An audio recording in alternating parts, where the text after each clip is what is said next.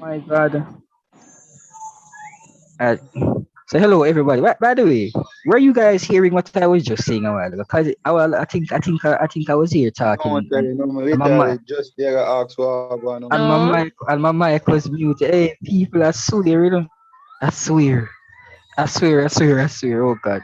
I'm gonna start talk how much things, you know what I mean? I say be things are gonna go on tonight and jeez and peace. Anyways, people. So everybody hearing me now, everybody can hear me properly. I hope I hope my little daughter in the background isn't too noisy. Cause no matter how much we tell her that they have a class, she just always has to be close, right? So and that's how the thing goes. All right. So I hope she's not too nice. I hope everybody's fine. I hope the persons who did English had a very great day today. Me know not get to know one, so I'm not worry about that. Right? But no, we want to make sure so we mash up the maths.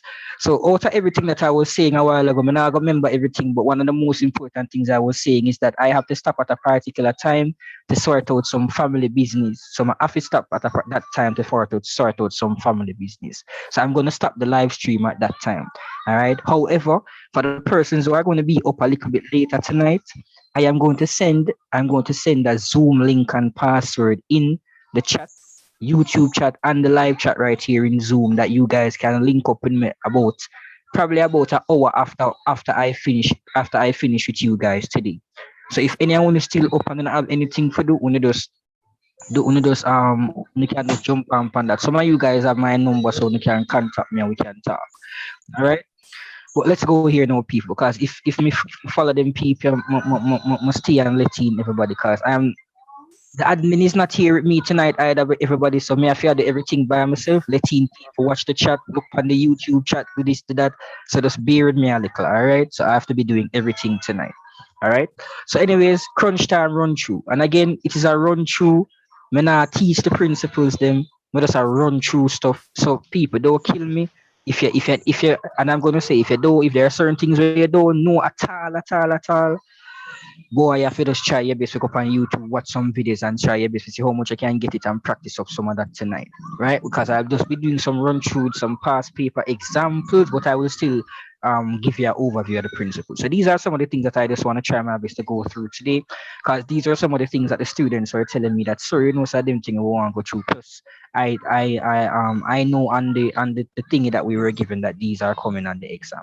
All right. So let's go here now. First, this is a run through. If you don't know how to do something, take note of the principle and practice a few later. But try go your bed early. All right, people. The worst thing you can do, I got your bed late tonight.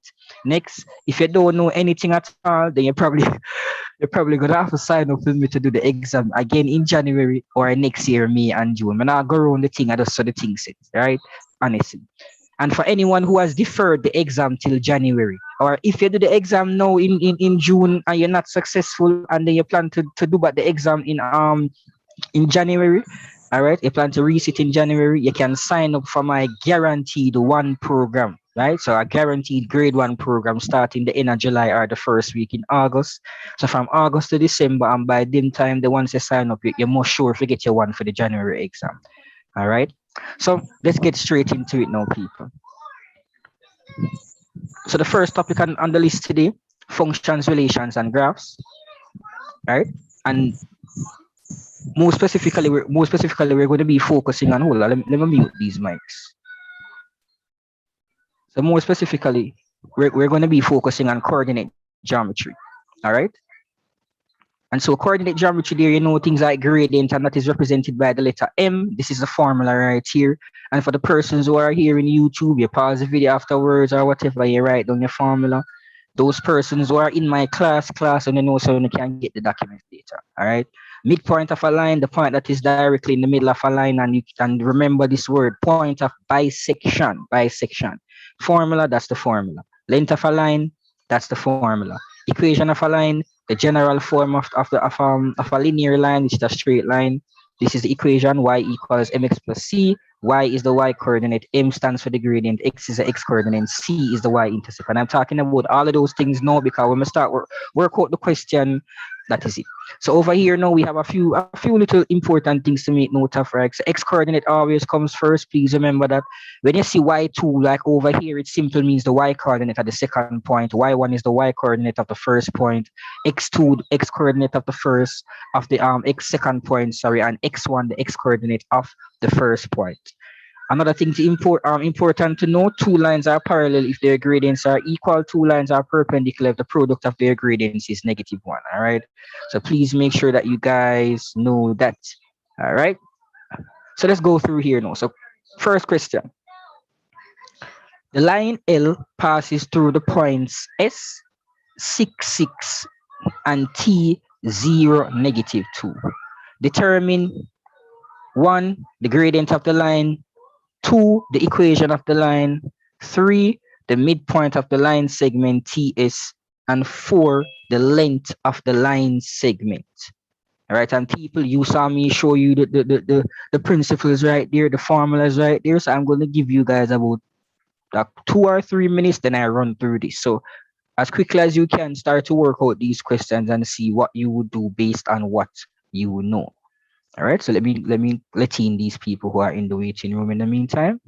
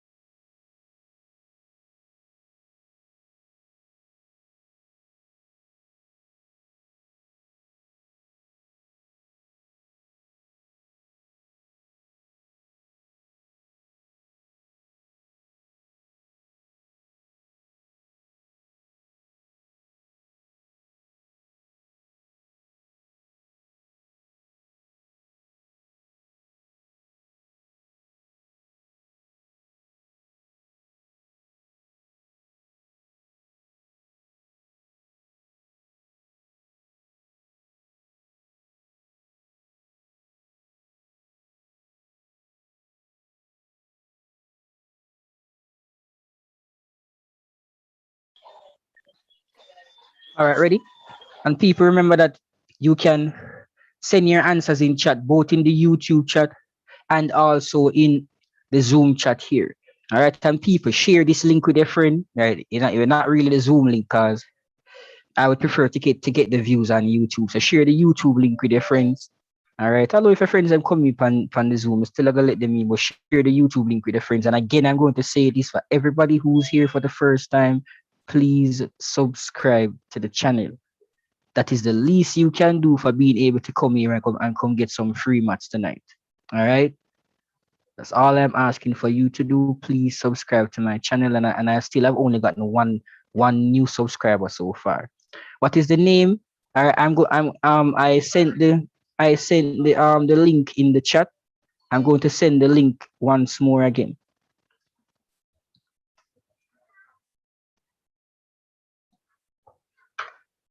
So that is a link to the channel right there.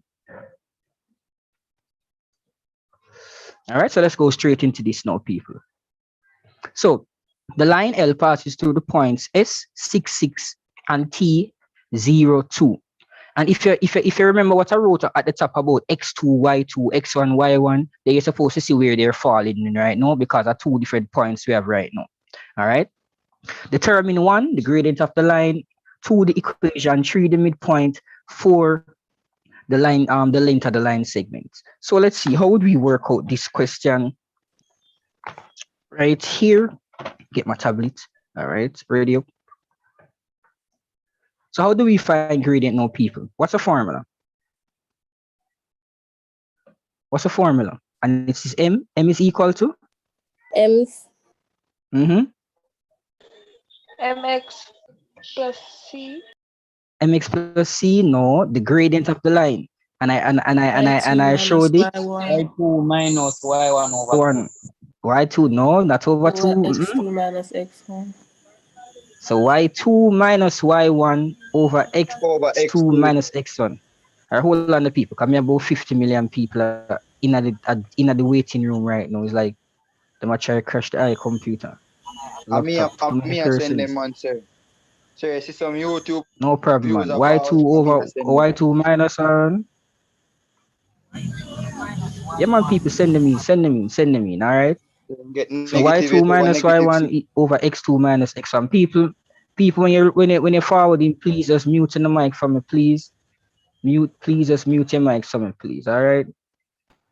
So y2 minus y1 over x2 minus x1. The first thing I have to do is that you have to be able to identify what y1 is, what y2 is, what x1 is, what x2 is, right? So this is the first point. No, they say TS. So T is the first point. And they say, so this is the second point. So not because S come first up here, right? Not because S is first right here doesn't necessarily mean that it has to be the first point. Pay attention to what the question says. All right. Gradient now, is if a gradient, it doesn't really matter which one I use. That's the reason why them don't say anything more that. But because when you look at the question, you see TS, just use it the same way that they have given to you. All right. And so Y2, we go to the second point, I will find the Y coordinate. That means that is Y2. Y1, you go to the first point, you find the Y coordinate, that means that is Y1. X2, second point, X1, second first point, and then that's how you do the thing. So once you identify what Y1, Y2 is, X1, X2 is, they just fling them into the formula. Pretty simple. That's all they do. So what is Y2 here now, people? -2 minus what is Y? No. Not -2 at all. What is Y2 can here, people? Jaden, please? Hold on, give me a second. I didn't Jaden, where's Mr. Because I see about 10 people in the waiting room for sure.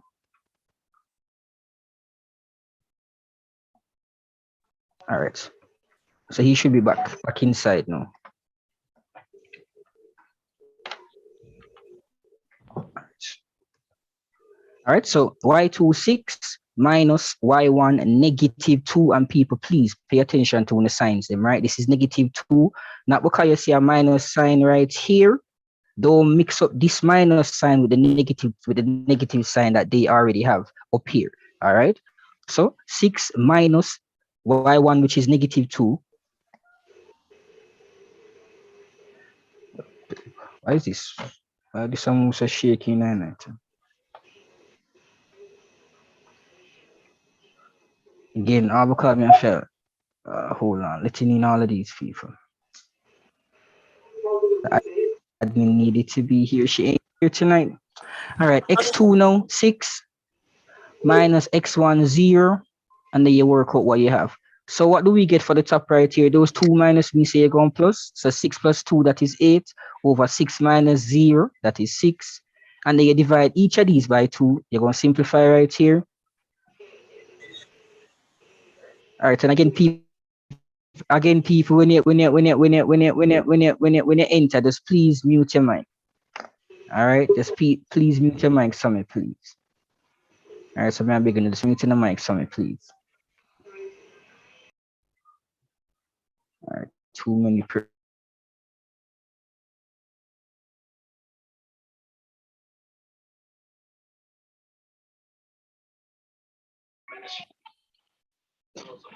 Meeting in progress.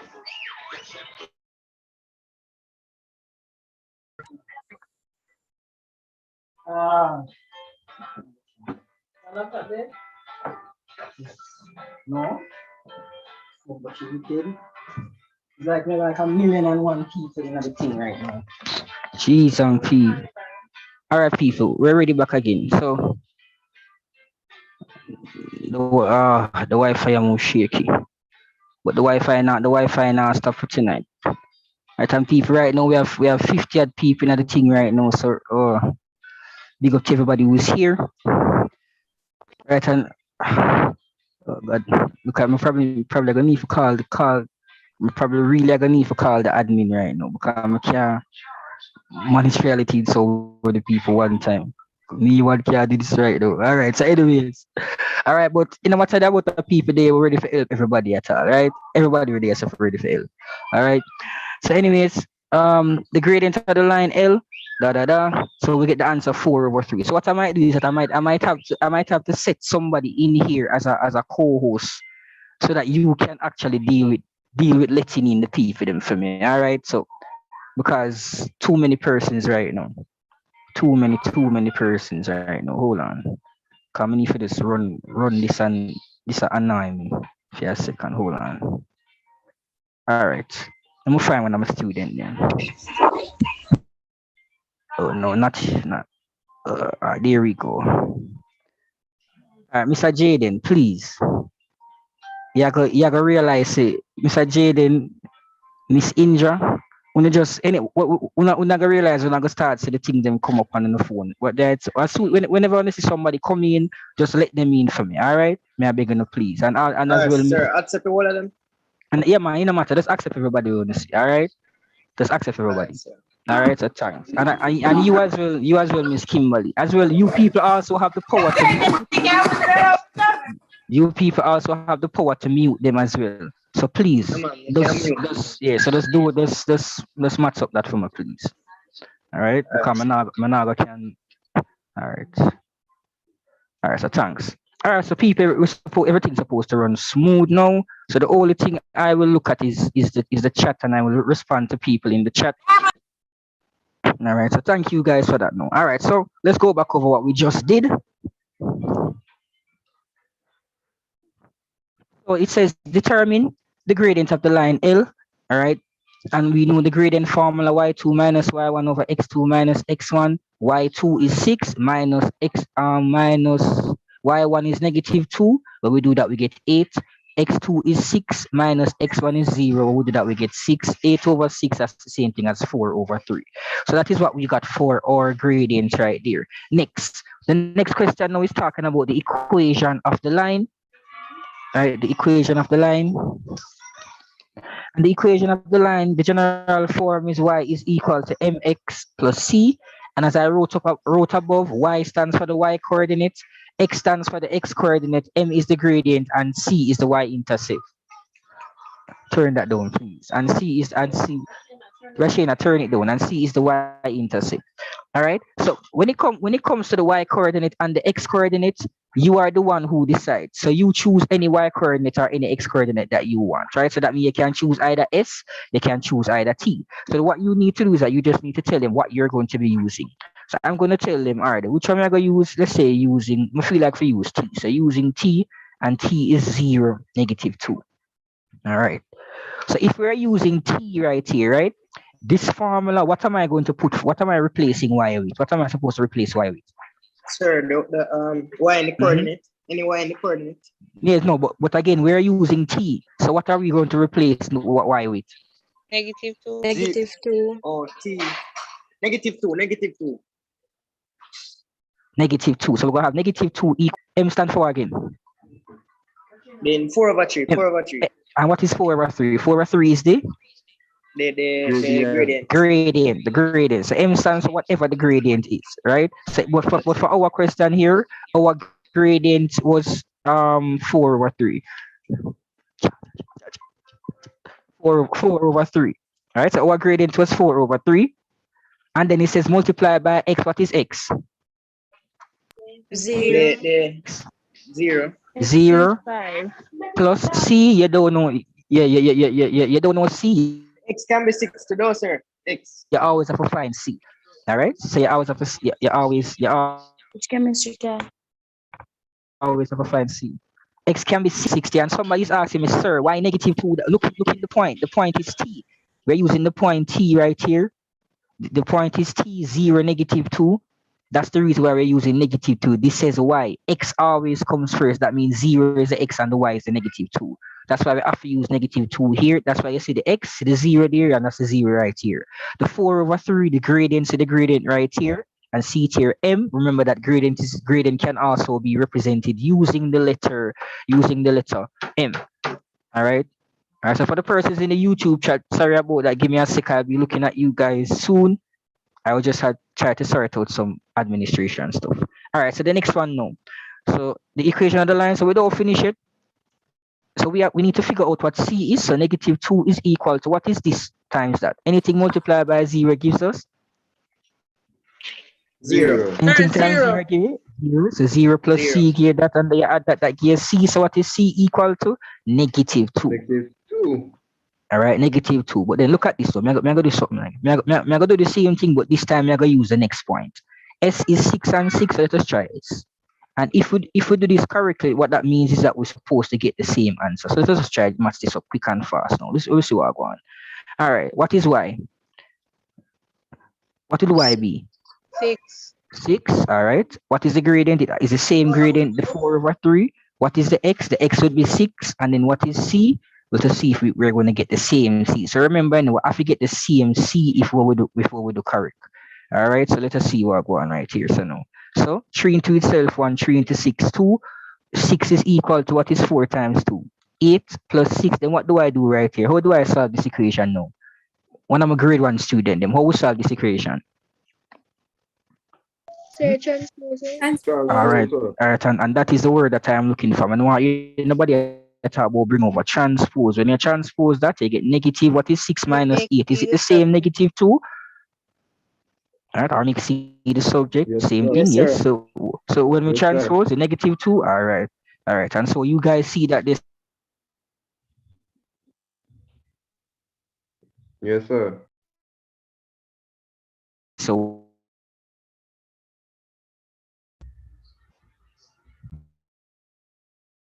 when the equation how to times things,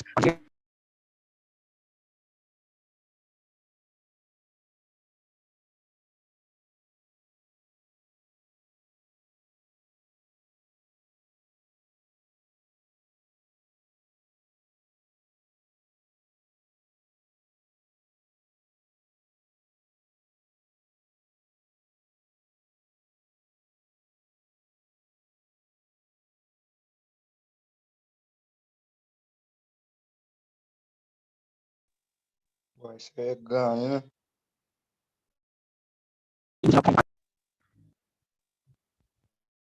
Hello?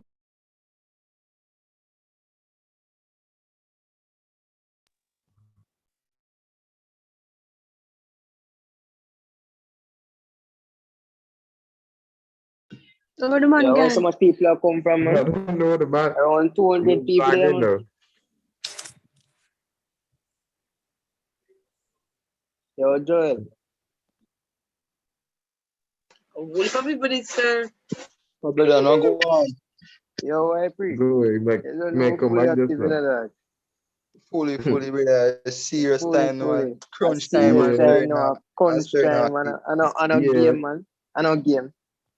See you, Mm-hmm. man, tomorrow. Go it, dog. Where you say I pass? Try your thing, yes. Man. Yeah, for try a thing, man, in a real life. So you have to do it, man. Brawling. Brawling. I tell you, man. Style that. Brawling. English calm today. Come on. Easy. Yeah, man, it did it, man. Oh, boy, people, I swear, my Wi-Fi flow, I swear, flow. If anybody from flow, I watch the YouTube. Una not going good at all. Big man thing. Oh, I swear, una yeah. not going good. Flow, and really and truly not going good. Right, so Right, let's continue now, people. Let's continue. So we get the answer right here. So now the answer is -2. All right. Next thing now, it says the third one says the midpoint. Bam, bam, bam, the midpoint. So when you get these questions, all you have to do just make sure you use a formula. What is the midpoint formula now? X1 plus X2 over Sir, 2 example over midpoint. 2, yes, sir. All right. And then that over 2. So midpoint, so say I have to do some sort of divided by 2. Right. So even if you don't remember which are the formula, then just remember so midpoint have something to do with middle, so divided by 2. And again, here's a little run through the formulas here. Right. This document is available to the persons in my class. The other people them know, boy, I don't know what I'm telling you, but that's one of the benefits of being in my class. You get me? All right, so already know. So let us look back at what it is. So x2 is 6, x1 is 0, so that is what? 6 plus 0 over 2. This is 0. And then what is y? What is y? What is the y? Then y2, 6, y1 is that. So -2 plus a 6 over 2. And then I hope we got 3 and 2 for our answer. Did we get 3 and 2 for the answer right there? Anybody got 3 and 2? Yes, sir. All right, ready? Let's move on again. The length of the line segment TS. So let's move on again. Remember now, length of a line, see there? Length of a line, that's the formula right there. Let's use that formula. Let's use the same x2, y2, same. So the same thing. So once you find the x1, y1, and your x2, y2 are the same thing, you got always use throughout the question once they ask you to find these things. All right. So x2 minus x1 all squared plus y2 minus y1 all squared. So I think this is a 6 minus 0, bam, plus 6 minus -2. And I can see that my answer is supposed to be 10. That is 6 squared plus 8 squared. If you know Pythagoras theorem, you know that this is gonna give you 10 for the answer. So the square root of 100, the answer right there, 10. All right. So Anybody got that 10 right there? X1. Yeah, x2 minus x1 all square. So that means you work out the brackets first, then you square it plus y2 minus y1 all square. Work out the brackets, then you square it. Right. So can I see some use in the chat? No, remember, so the formula is right here. Right. People saying, sir, I'm still in the waiting room. People, no, remember, let them in there for a minute, please, Jaden and the others. All right, so please let them in the film, please. All right, let them in for me, please. All right, thank you, guys. All right, people, let's continue now. All right, let's continue now. It now says the diagram below represents the graph of a straight line which passes through the point P and Q. So it passes through the points P and Q. The first question says state the coordinates of P and Q. So somebody tell me the answer for that, quick and fast. P and Q. What are the coordinates then? P is? Sir, P 0 and -2.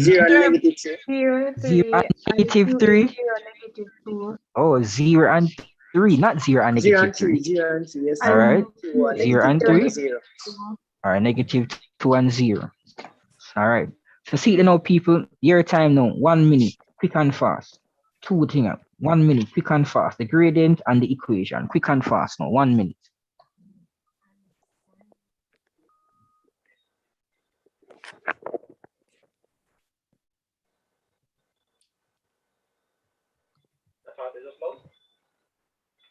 All right, somebody's asking how do we join the class? All right, people, I'm going to write my number in the chat. Yeah, you could like start from the top of that day. All right, so I'm going, and people, the moderators, please remember to let in the persons who are to be let in. Remember to mute the persons if their mic is going off or anything like that for me, please. So for all the persons who are asking me, how to join the class. All right, we have 50 odd people here, and thank you to every single person who is here. And again, to every person who's here, make sure say Make sure that you give me a subscription, please. All right, so make sure you give me a subscription here. Let me mute this. All right. For the person is asking how to join the class, my number is in the chat. Just send me a WhatsApp message and you can join the class. All right. And so anybody who joins the class, they will know how the thing is set already. All right. So let's go again now. As well, for the persons in my class on YouTube asking if I sent the code, yes, I sent the code in the WhatsApp group. So when you use the WhatsApp group and come jump in at the Zoom for me now, please. All right, let's go. So it says determine the gradient of that. What do we get for our gradient? Who can tell me? What we get for answer? I'm a grade 1 student, Namaste. 1.5. 1.5 is a half. Or if you say a half, then you say 1.5. Oh. No? 0.5 is a half. 0.03. 1.5. 1.5 is 1.5. 1.5 is 1.5. Is that what we're all getting? Is that what we're all getting? And remember, the answers in the chat in the people.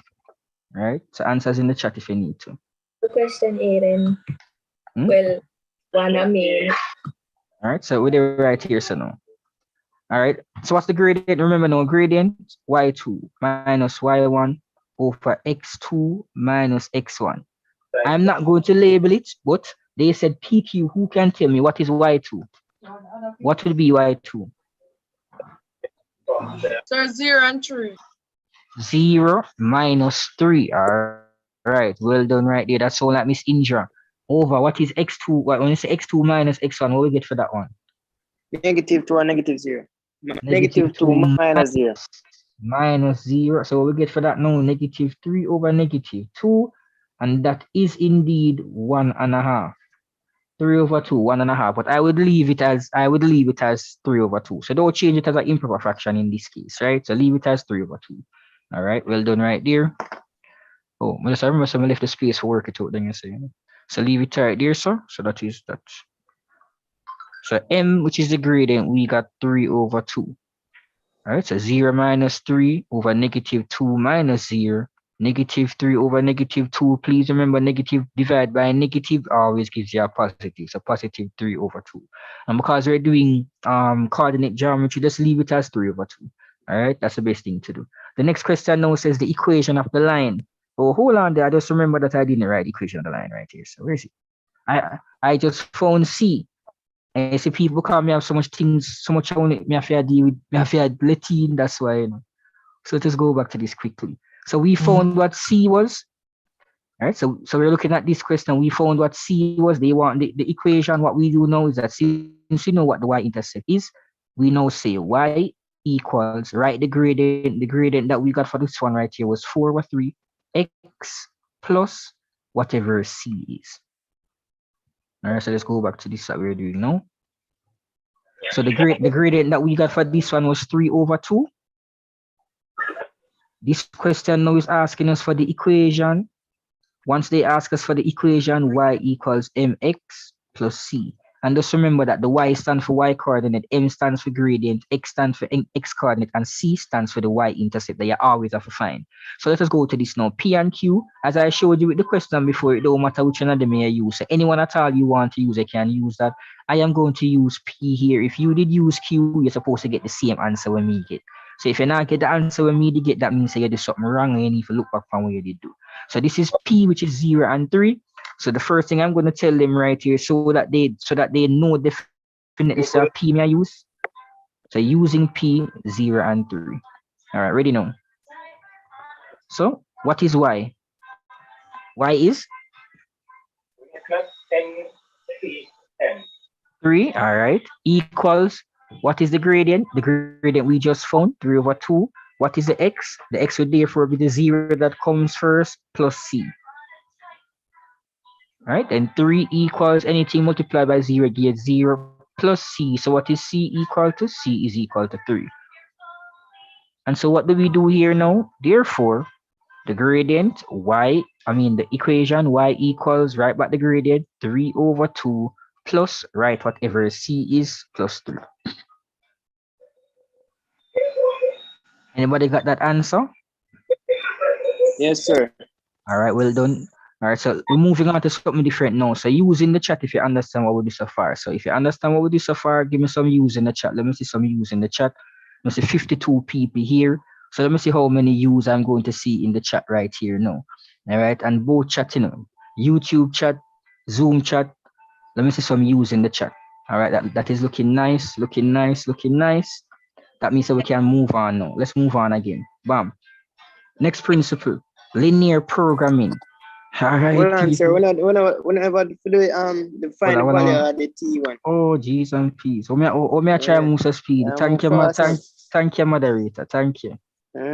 Thank you, my moderator. Thank you. That's how you guys are here. Come always work with the admin, that's why, because sir, it's reliable for run. Whereas the exam this so close, it's like I feel the stress and the pressure right now. Well, let us look at this question now, right? What does it say? It says the point 8 and negative 8 and t lies on the line segment PQ and they want us to determine the value of t. So the first thing is this now. A lot of persons are going to come on the paper and they're going to say, all right, which part negative 8 day? And I'm going to say, but when I say negative 8, so I'm going to find that is not what they want you to do. They want you to try to figure it out. All right. And that's the reason why the question before that asks you for the equation. So this is the equation, right? Hold on. In our equation, we forgot our x. This is the equation, right? So that's the equation. So remember this, that in mathematics, anything at all you want to find, if you have everything else, right? So if you have everything else in an equation, they can use that to find what you want to find. Meaning, say if you have an equation that says A equal B plus C and you want to find A, you simply need to know what B and know what C is.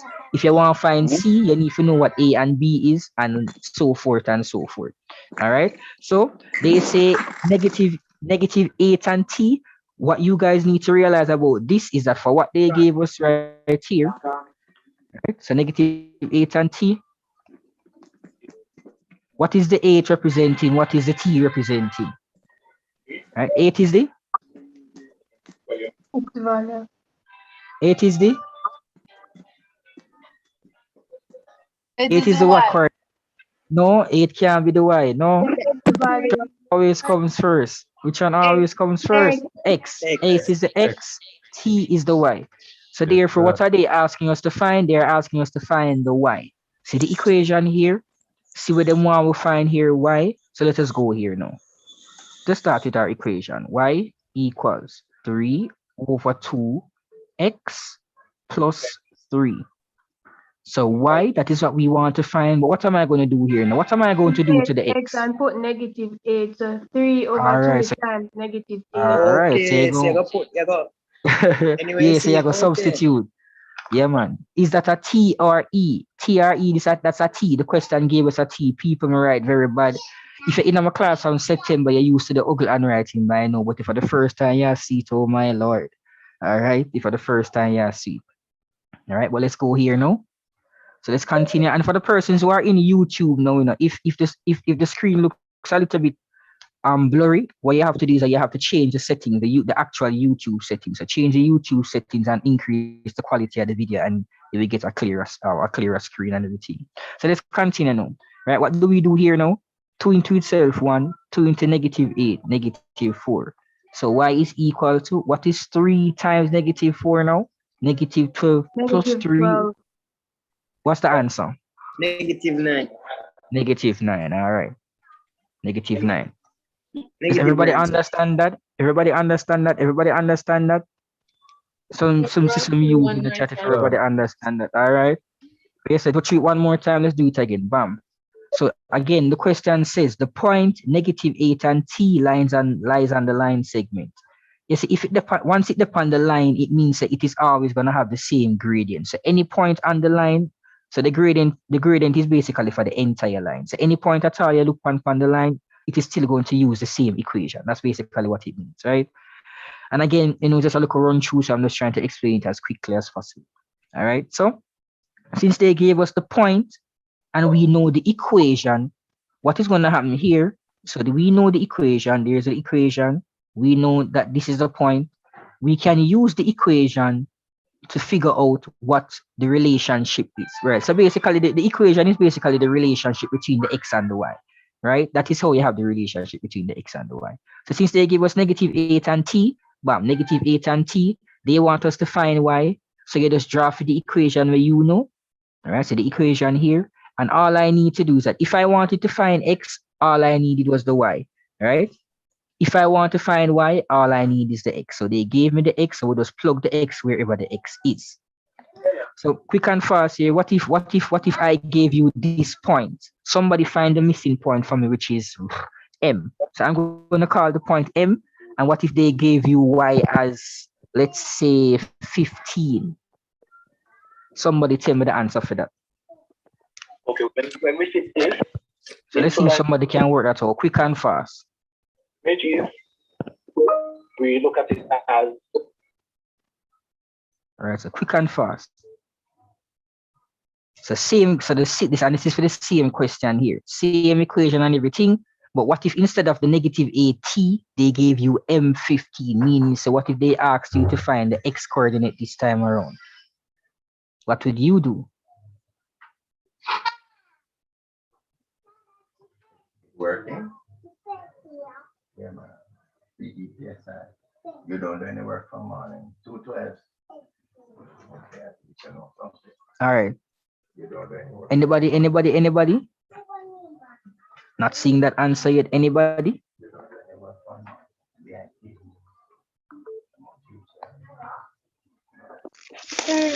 Mm-hmm. Mm-hmm. Say 8. They say 8. All right. Let's check it and see. So C says 8. She was brave enough to step forward. Everybody else, I'm like, I don't want to coward in here tonight. But let's continue. Yeah, Miss Card, I'm a coward.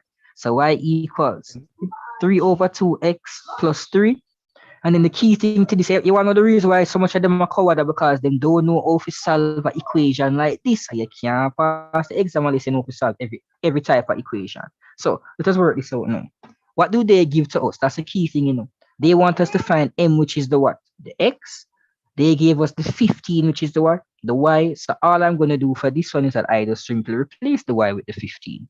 So see it now, 15 equals 3 over 2x plus 3. If you know how to solve the equation, you're going to know, so you're supposed to transpose the 3 first. All right, when you transpose that way, you get 15 minus 15 minus 3. all right. Mm-hmm. Plus 3 over 2. Is Yeah. it 3 over 2x? We divide, we multiply both sides by 2. So hold on, the people. If 3 over 2x is the same thing as 3 over 2 times x, and x is the same thing as x over 1, so it's the same thing as 3 times x, 3x over 2. So please don't get confused when you see the 3x over 2 right here. So no. All right, that's how we get that. All right. So what we get right here, so now 12 equals 3x over 2. What do I know? Transpose. In a case like always transpose the denominator. So 12 times 2 now equals 3x. And then 2 times 12 give me what? 24 equals 3x. Then what we do? Divide both sides by 3. Bam. What is the answer? X equals to 8. Well done. Well done right there. Right? So well done right there. If you get that 8 there, well done, give yourself a pat on the back right there. Well done. Bam. Let's jump on again. It now says the line segment AB is perpendicular to PQ and passes through 6, negative 2. And again, people, it's when in join, just mute in the mic, because and have to remember a lot of persons are here. We need to can hear properly. All right, so please and thanks. So ready again now. So it says the line segment AB is perpendicular to PQ and passes through 6, 2. Determine the equation of AB in the form y equals mx plus c. All right. And again, we have over 50 odd people here. So again, thank you all for being here. I appreciate you guys being here with me tonight. And it's my pleasure trying my best to help you guys to, learn some more before this exam. All right. And as well, if everybody who just joined, please remember, may I beg you to subscribe. No, I'm not begging you, may I tell you. Subscribe to my YouTube channel before I get fed up and stop the meeting here right now. Yeah. So what's it? What's the name of it? I'm gonna send it in it. I'm gonna send it. So I'm just send it again in the chat, and I'm gonna say, Don't want me get fed up enough to end the meeting because I don't get no new one new subscriber alone. Me need more than that. Come on, man. Because Go subscribe, man. yeah, when I can't get that quality out, that free teaching, them quality of free and only know want subscribing. My students had to be paying from September till now. But at least that's why we're sure say with the pan track for the range one for the AAA profile for the persons who may never teach and not so sure about phone thing, just make sure so we see how much we can run through tonight and try our best to mash up the exam tomorrow. So let's continue now. Determine the equation of the line So we have AB. a reflection and everything tonight. And Yeah, man. I try linear to mash up programming. Yeah, linear programming is next, man. All right, so the line segment AB is perpendicular to PQ. That's the first thing we need to take a note of right here. All right, they say AB perpendicular to PQ. Can anybody tell me when they say this, what does that mean? What come to your mind? What's supposed to come to your mind? What was supposed to think about? Like the same. What was supposed to Sir, start it's thinking the about? opposite. Hold on. What was supposed to start thinking about? What does it say? Gradient is equal to -1. So two lines are perpendicular if the product of their gradients is -1. So when I say two lines are equal, so let me get that talks to finish. Two lines are perpendicular, all right? So you see, because don't you so it talk about this perpendicular to that, what does it mean about AB and PQ? What can you then tell me about the When you gradient? multiply them gradient, they equal -1. When you multiply them gradient, it equal -1. All right, so look on this now then. All right, so let me write something. So first thing, M is the gradient of PQ. So I'm going to show now a trick when I can use to figure out the gradient of the next one. N is the gradient of what's the next line again? AB. What does the principle say? When I multiply the two gradients, what am I supposed to get for the answer? -1. What's the gradient of PQ? Quick and fast. What the gradient of PQ? The one 3/2. So hold on, 3/2. No, not -8. The gradient. The M 3/2. So you're gonna multiply that by that and I forget -1. So look on this now. This give me 3n/2 equals -1. What do you transpose? The 3 or the 2? Sir, the 2. Always the denominator. Always the denominator. Thank you, teacher. So that give me -2. Divide both sides by the 3. So therefore, what is the gradient of the next one? -2/3. You can do that for any question at all. Any well, I'm put it back down there, but I'm just talk about something quick and fast. Well, right? So it says that this is the that. So you see, once them talk about one of them is perpendicular to the other, you have to figure out what the gradient of both of them is. All right.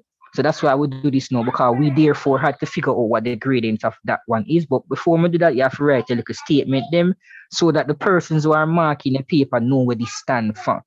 So they know that this is the gradient at the PQ, this is the gradient at the N. So when we multiply, I'm supposed to get -1. So they know the principle that I'm using right here. All right. Okay. So when they see me do this and them do that, them just say, "What the students I know them on the door, man." Ray. All right. So that's the gradient at that. What do they also tell us now? What do they also tell us? They told us that it passed the y equal point. mx plus c form. Yeah, but before that, what do they tell us? What's the point that they tell us? They see this point. So that means that at a point I'm supposed to use, I'm supposed to put it in a which form? This form. Right, yeah. So remember now, what do we know? We know the gradient now. We know the gradient of this, can I just figure it out? We know the point I use, which is the y and the x. So I'm just show them thing in this now. So let's just show that in that now. Let's see what we get for answer. Right, so it's y equals mx plus c, because they're talking about the equation. It was what again? Quick, 6 and 2. So if it is 6 and 2, what is the y coordinate? The y coordinate is 2. What is the gradient that we just found? -2/3. What is the x? The x is 6 plus c, because you always have to find c. 2 equals, multiply now, 3 na 3, 1. 3 na 6, 2. When I multiply those two, what I get? -2 times 2 give me -4 plus c. What's the final answer for that? Sir, 6. What's the final answer for that? 6 equals c. 6 equals c. All right, so the answer is basically 6 right there. All right. All right, so the answer is 6 right there. Well done. Because you know you're going to have to transpose. So when you transpose your -4, you're going to get your 2 plus 4 equals C. So C is equal to 6. But that is not the final answer now, because that is not what they are asking us for. Right? What are they asking I'll us say for? what in the form. So I'll say y equal -2 over 3 plus 6. All right, so you're going to say y equals a -2 over 3x plus 6. Perfect right there. That's a perfect right there.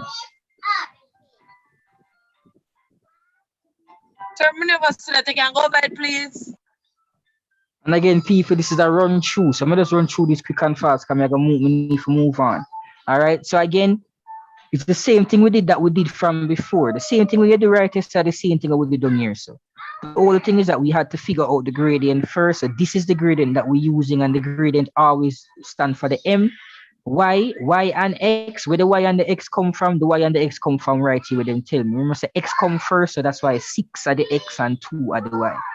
And then all you do, you just plug those into the equation and you work it out, and that is how you end up with your 6. Right? They ask you for the equation, so whenever you finish, always write it back in this form: y equals something something x plus something. Right? So that's how it just goes. I remember this is on YouTube, people, so you can watch it back later. All right? So this is on YouTube. So already know, people, linear programming. All right? Linear programming. So when it comes to linear programming, you have to know your keywords and what inequality represents them. What are these keywords? See them, the more than, less than, greater than or equal to, at least, no more than. I guess this is supposed to be no less than. You see these ones that I capitalize, these are the most used. These are the most commonly used ones, and the ones the students always tend to not understand. All right. So if I look at you and I say every day I come to school, I get at least $1,000, what that mean? Not more than $1,000, Turn not it less down. than $1,000. What? Not more than $1,000, not less than $1,000. No, but if me get $1,000, me that tell us I get $1,000. So You get 1,000 or less $1,000 or less again. No, sir. If I said every day I come to school, mommy give me at least $1,000. What that mean? You're getting near to $1,000. You get near to $1,000. Greater than or equal to. Someday I get $1,000 someday. Someday you get $1,000. Yeah, someday what? Greater than or equal to. And less than or equal. I get 1,000, some I get more. Sometimes you get 1,000, sometimes you get more. So what would we use to represent that greater than or equal to? Greater than or equal to. So sometimes you get 1,000 or more, so 1,000 or more. So to Mackenzie in the chat, you were one of the first persons who gave me that correct one right there. So greater than or equal to. What if they said no more than? Every day I come to school, I get no more than $1,000. X is less than or You equal get 1,000 or less. $1,000 or less. So less than or equal to. No more than. No more than means less than or equal to. So yeah, so I get no more than 1,000 mean me can't get more than 1,000. Either me get 1,000 or me get less than 1,000. All right, next no less than 1,000. What do you think that means? No less than 1,000. You don't get 1,000, you get less You than get 1,000 or more. You get, so that's how you have to, that is how you have to think about it. No less than 1,000 means so you can't get less than $1,000. That's how it is. So if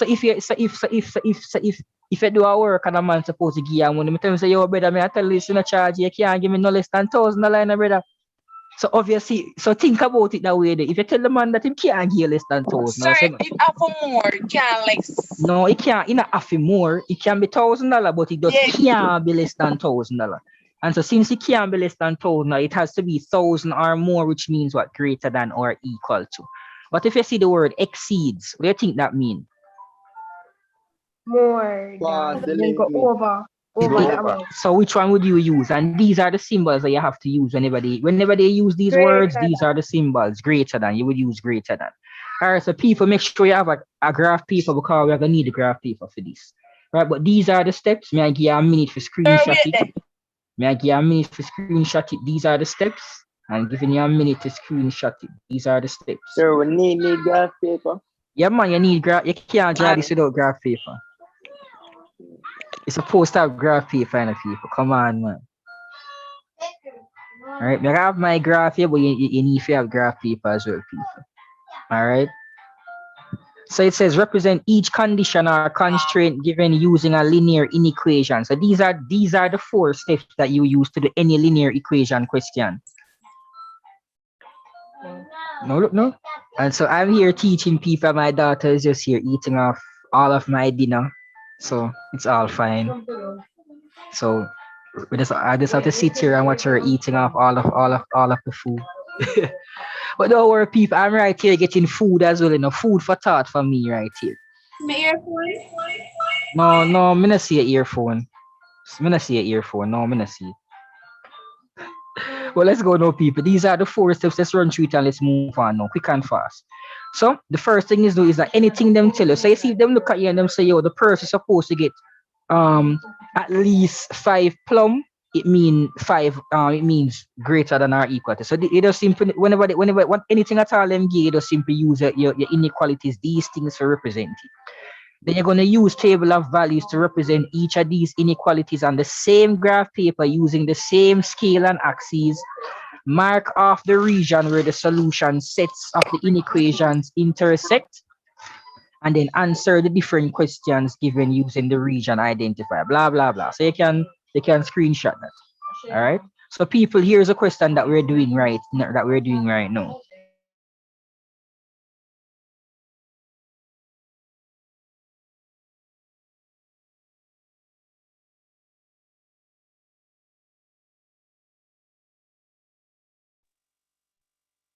So I feel low Wi-Fi again. Where say, sir? So somebody say, can I zoom up a bit? Yeah. Okay, sorry, let me zoom in a bit. So a company is required to make X sockets and Y switches in a day. Right, so X sockets and Y switches in a day. The number of sockets made daily must be at least 50. Write an inequality to represent this information. Somebody tell me what I can write. What's right now? Number of sockets made daily must be at least 50. At least 50. At least 50. Less than or greater? Hold on, stop. Hold on, before I continue. So somebody just said less than or greater. X is equal to Everybody hold on. I just want to address this one thing. All right. So somebody just said less than or greater. Remember this now. If me give you $1,000, you can either be great. So you can either be greater than something or you can be less than it. Or you're greater than or equal or less than or equal. You cannot be greater than or less than. All right. So you can't be greater than or less than. And as I said, that's a key thing here because that's all these are the words that they use most times.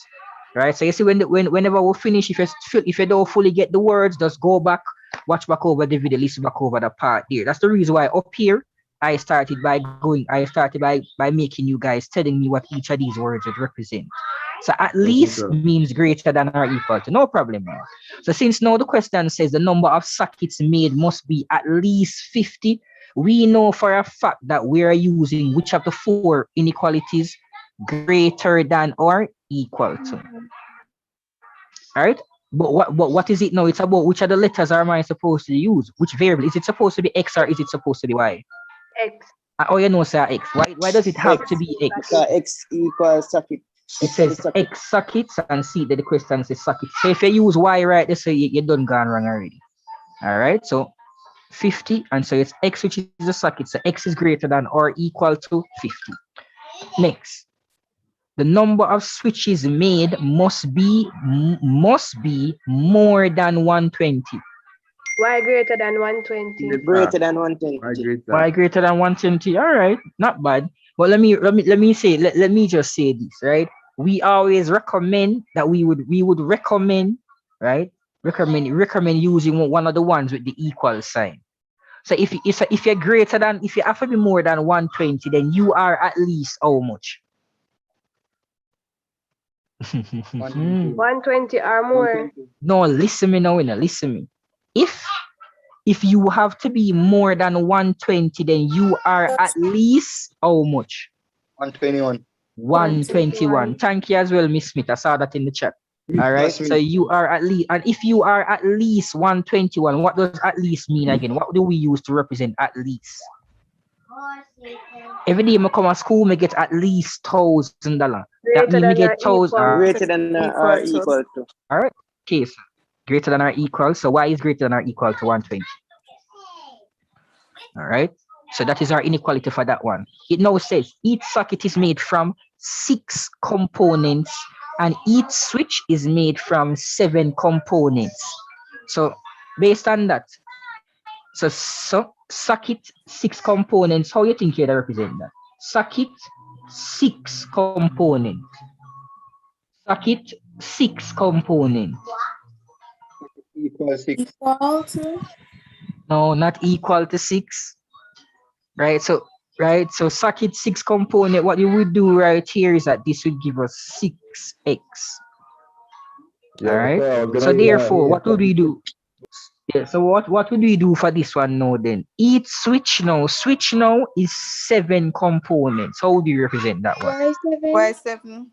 Or 7 Or Y. 7Y. No, not y7, 7y, 7y, 7y. All right, thank you, people. 7y. All right, so 7y. All right, so 7y. All right. And then look at this. They say there are 4,200 components available. That means in total, we have 4,200. What operation we use to represent total? Equal to. No, sum. And so what is that? Add. Add. So what am I supposed to do with the 6y and the 6x and the 7y? You're gonna add them together now, right? Because That's guess why? equal to 4,200. Hold on, because it says this is 6 components, this is 7 components. You have 4,200 of them in total. So you have to add, and then it says no, hold on, there are 4,200 available. That means so you not have to use 4,200, because look on this.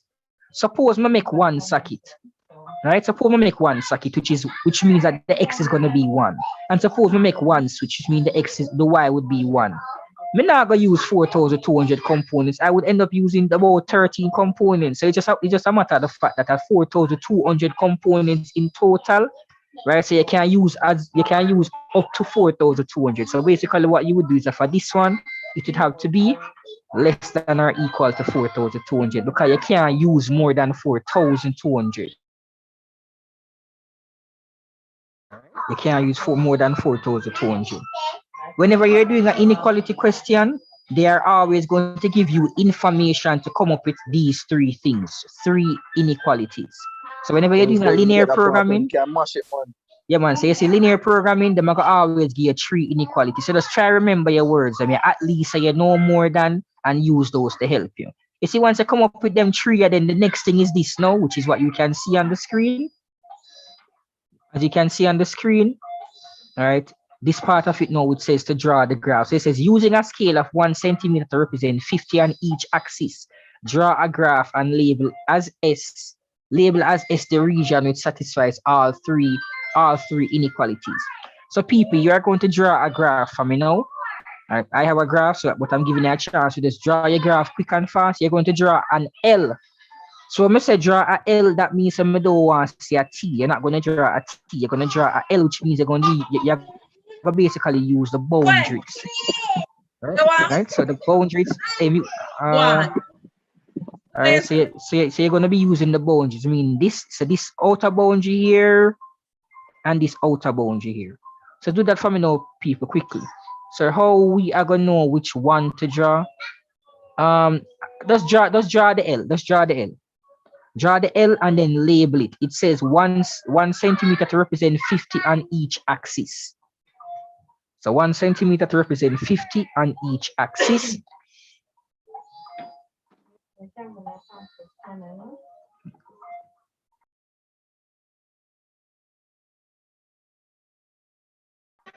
All right, for the persons in my class, I know that we did linear programming the first term.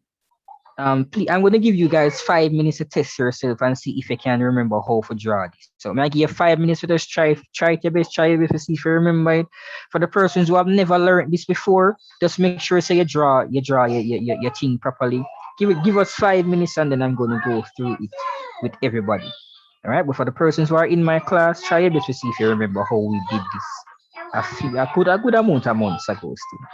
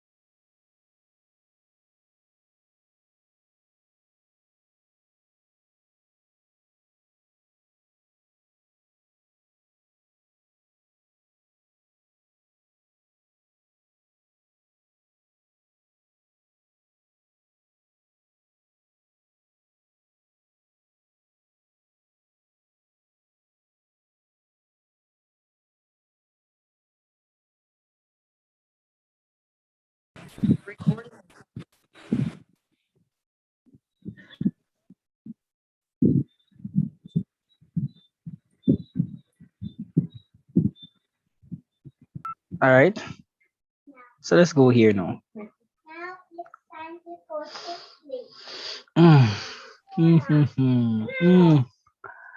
Right. So you see what the first thing that we need to do is, I guess, if for each of these inequalities, you're going to draw them on your graph paper. All right, so let me draw this line. And people, please remember that you're supposed to be using a ruler here. So let me use my straight lines. I'm a matter of fucking color. But I'm going to zoom this out a bit.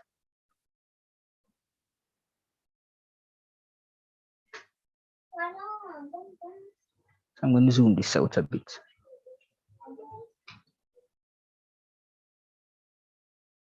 So that's it. You're going to draw a L. So you use a little boundaries right here.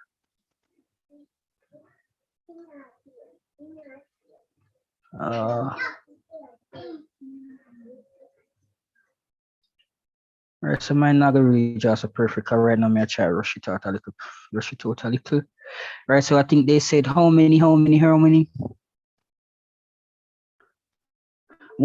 centimeter represent 50 units. So if 1 centimeter represents 50 units, I know that is 50, 100, 150, 200, 250, 300, 350, 400, 450, 500, 550, 600, 650, 700, 750, so forth. All right, so you have here 50, 100, 150, 200, 250, 300, 350, 400, and so forth. All right. So the first thing right here, you have x is greater than or equal to 50. So what you're going to do is that you're going to draw the line x equals 50. So how do we draw that? Go on your graph paper, find 50 on the x. This is 50 on the x. This is where 50 on the x is. And then you're going to draw a vertical line all the way up. All right, so that's how you do that one right there. 50 and then a vertical line all the way up.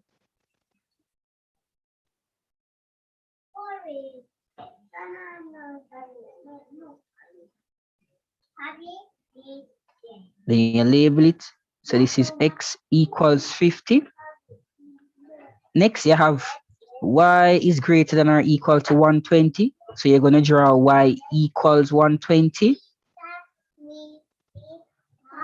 You're going to draw y equals 120. So you go on the y-axis, you find 120, which is like right here. And then you draw a straight line. Using a ruler, you draw a straight line across.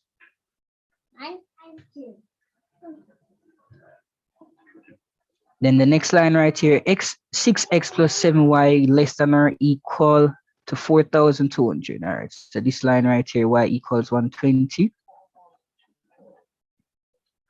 So again, all you do for each of them, you replace the inequality with an equal sign. And that's what you do when you have to draw the lines. All right, so when they give you one like this where you have the x and the y in it, you're going to have to draw a little table of values. Look at table of values. So this is x, this is y. And in the table of values, you make the x equal 0 and you work it out. Then you make the y equal 0 and you work it out. So 6 times, so when x is 0, right? So when x is 0, it is 6 times 0 plus 7y equals 4,200. And when you work that out, you're going to get 7y plus 0 equals 4,200. 7y equals 4,200. Divide those both sides by that. Y is equal to 600. All right. And then you do the same thing again, but this time when y is equal to 0. Rashina, no TV right now. No. This time when y is equal to 0. So when y is equal to 0, you get 6x plus 7 times 0 equals to 4,200. Go outside and play, Rashina. Not just give me a break right now. 6x plus 0 is equal to 4,200. 6x equals 4,200. Divide both sides by 6. X would be equal to 700. All right, so that's what you do right there. So you make x equals 0, you work it out. You make y equals 0, you work it out. So we have our points now. When x is 0, y is 600. 400, 450. The y-axis. You go by 50, man. It says 50 on both axes. See there it says X, so 50 on both. 50 on both. So 50, 100, 150, 200, 250, 300, 350, 400, 450, 500, 550. So the 600 is right there. All right, and so when X is 0, Y is 600. So that is the point that we get right there. And then we work it out when Y is 0. So when Y is 0, X is 700. So we find that on your X-axis, 50, 100, 150, 200, 250, 300, 350, 400, 450, 500, 550, 600, 650, 700. So that's where our 700 is. And then what you're going to do here now, people, is that you're going to draw a straight line now. Joining those 2 points. Bam. And then let's try to figure out the region. So remember, the first one says X is greater than or equal to 50. This is the 50. So, the X is greater than. Mm-hmm. So it's for the line that be greater than or equal to 50. Which for the line there for the X equal to 50, you mean? Greater than, yeah. No, because you're not going to see it here, just because of the way of yourself. Just because of the way of yourself. See the right so. That is the X equal 50. You come on the X-axis, find the 50, draw the line, go. This is the Y equal 120, come on the Y-axis, find the 120, draw the line, go across. And then you do what you need to get this one. All right, and so this one right here was your, what was that again? 6x, so 6x plus 7y. Yeah, both up, sir. 6x plus 7y equals 4,200. That's the line for that one. All right, so it's when you draw these things now. When you draw it now, Sure, then you so do so now. No, man, you're not finish it, man. You need to mark up these 3 points of intersection. So mark up the points of intersection. Them see them there, and they say that you're supposed to label S. The region supposed to name S. So the region is going to be this right here. So let me just show you. So X is greater than or equal to 50. All the numbers that are greater than 50 on the X-axis are going this way. So see the line here, that means the answer have to be somewhere over here. So the next thing they say, Y is greater than 120. All the numbers greater than 120 go up like this. Go up like this. So see the line here, that means the region is somewhere to the top. And then this one says less. This one was less than or equal to, so it's less, which is below the line. So that is why everything falls into right here, which is the S. Right. So people saying redo, sorry, people, you know what I say. Just have to run through. You can probably link me a little bit later in the night. I'm finish doing finish sorting the little family problem I'm have to do, and then we can go back through a couple of stuff. All right. So the region is that's not going to be until 10 o'clock. So that's only 10 o'clock. No. I'm going to finish here a little bit after 9. I have something to do, and then as I said, I will send a link that you can get me at 10 o'clock. So anybody who want me, I'm gonna send a link. You can get me on that link at 10 o'clock, and we can go through some more stuff. All right, no problem to me. Not a problem with that. All right. So next now it says the company makes a profit of $4 on each socket and $5 on each switch. Write an expression for the profit P. So what you do for a question like this, it says 4 on each socket is X, or 4X, plus 5 on each switch is Y, so 5Y, and that is all equal to P. Don't worry, just take it off. That is all equal to P. All right. It now says use your graph to determine the number of sockets and switch that must be made in a day to obtain maximum profit. Right? So use your graph to determine blah blah. When I give that question right here, what you do is that you come to these 3 points. So you mark off these 3 points right here. Right? Is there anybody on their graph, people, who got the same thing that I have right here so far? although you probably not work it out so fast because it probably takes a little while to draw. So this is 50 and 120. This is 50 and 120. If this number is 700, 650, 600, 550, this is 550 and 120. This number right here is 50 and let me zoom in and see if I can see where exactly that one goes. Because it's not right there. I would say that it is about, if this is 600, if this is 600, this is 550. And if this is 550, it is a little bit above it. 560, let's say about 555. Let's say about 555 right here. All right. What you do now is that you plug you're going to plug each of these values into the expression that you just made. All right. So, and that is how they do this question. So them after for the expression, you write the expression. They ask you to figure out the maximum profit. You're going to go to the 3 points, mark out the 3 points. All right. And then it says calculate this maximum profit. And I have already worked it out, and I know that the maximum profit is going to be when we use this point right here. So what you're going to do is that you're going to plug each of these things into the expression that you wrote. So 50 is the x, 555 is the y.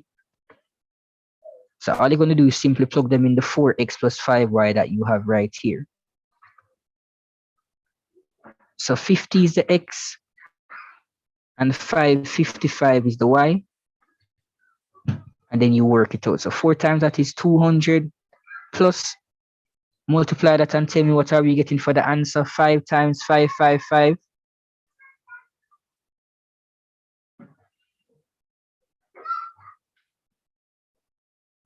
So 5 times 555. So you have to use a graph to answer them question. Yep, you have to use a graph to answer them question. That's how it goes. So you see everything will come after the graph. So everything will come after the graph. You have to use a graph for answer them question there. Right? So you always are going to get the 3 inequalities, then you draw the graph, then you use the graph to answer these questions here. 2,775.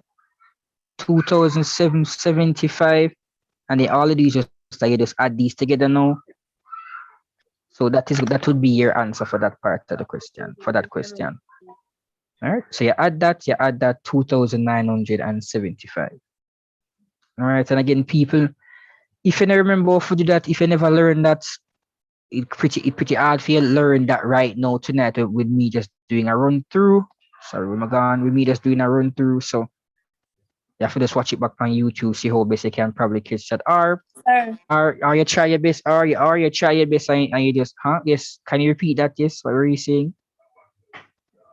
Sir, are you going to do consumer arithmetic? No, not tonight, baby. I did some consumer arithmetic on Sunday. Right. So I was just focusing on the principles that you see me with right there. All right. So probably later, I don't know if you did it later and nobody else and they have nothing else to do. Can probably go back over a few of those with you. All right. So this question here now. So the diagram below shows the graph of the function that. This question says use the graph to solve the equation. So for this one, this is the opposite of what they normally give. This time they give you the graph. Normally them ask you to draw the graph. This time them give you the graph. They say use the graph to draw to solve the equation. Whenever they ask you to do that, they're asking you for the roots. Okay, anybody tell me what the roots are? X is equal to? What are the roots?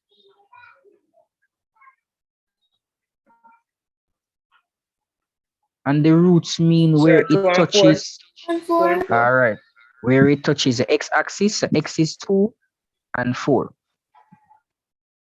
And again, that's all that means by the roots. X is 2 and 4. Next, write down the coordinates of the minimum point in the form xy.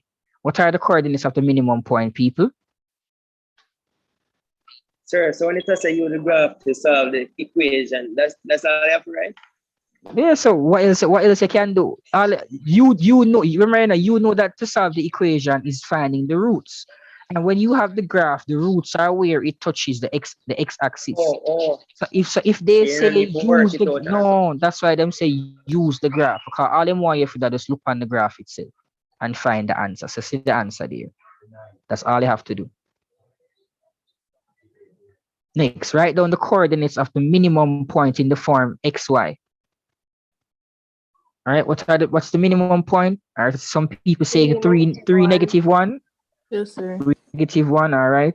We talk about minimum point. We're talking the point at the bottom right here. Sure, where you get that?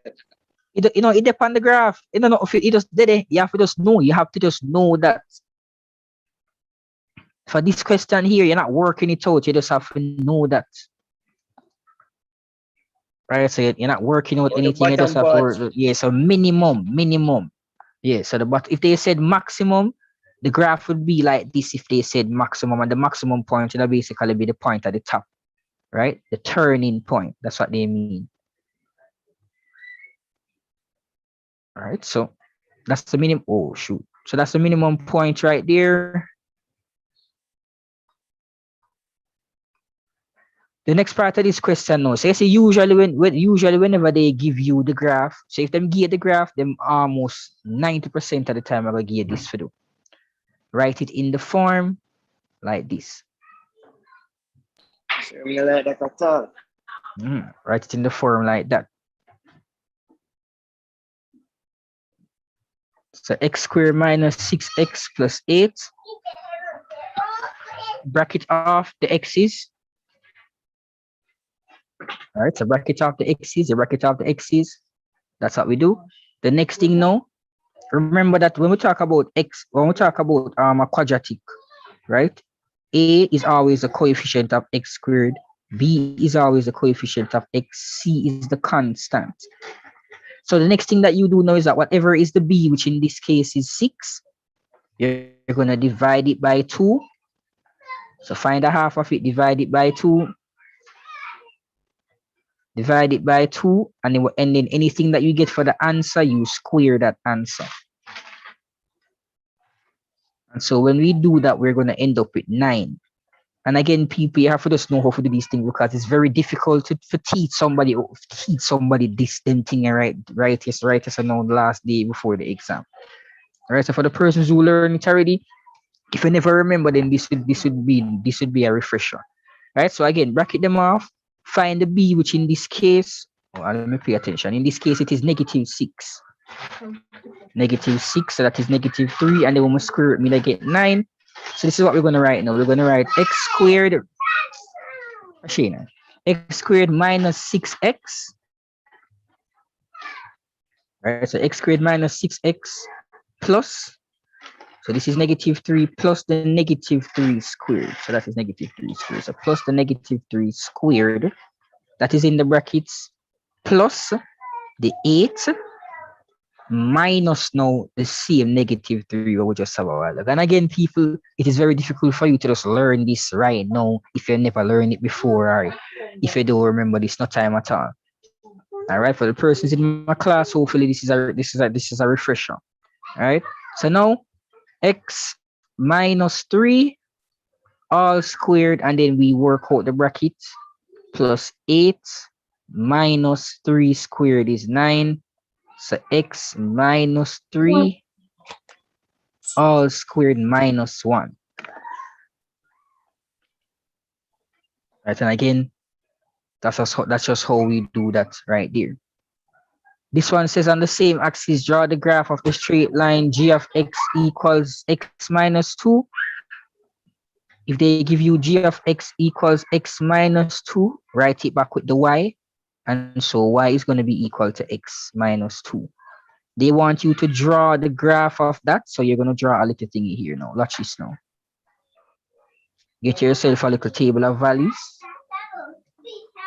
So x, y, and then make the x 0, make the y 0, and then you work out the equation.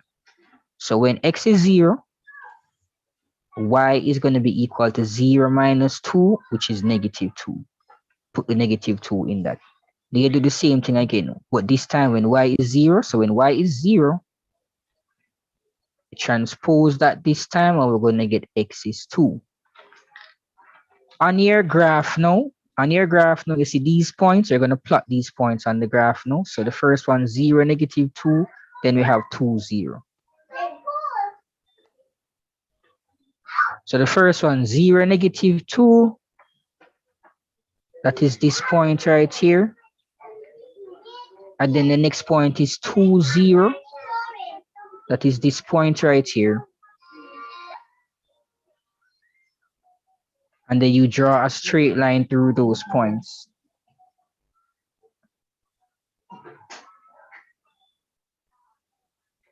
Right? And then you draw a straight line through those points.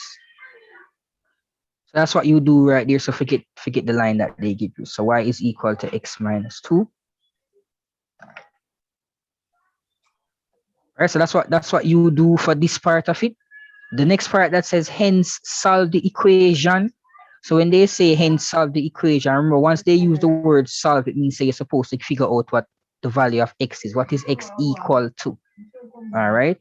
You see, because it says x squared as well, because you see a square on the x, that means that you're gonna end up with two different answers for your x. And look at it. When you look at it, what do you see? Aren't we seeing two different values for our x right here? Aren't we seeing two different coordinates? So when you look, you're supposed to realize that there are two different places where the line and the curve meets. That is the answer. Those are the answers that they want. So what is this one right here? This one is the 2 and the 0. What is this one right here? This one right here is 5 and 3.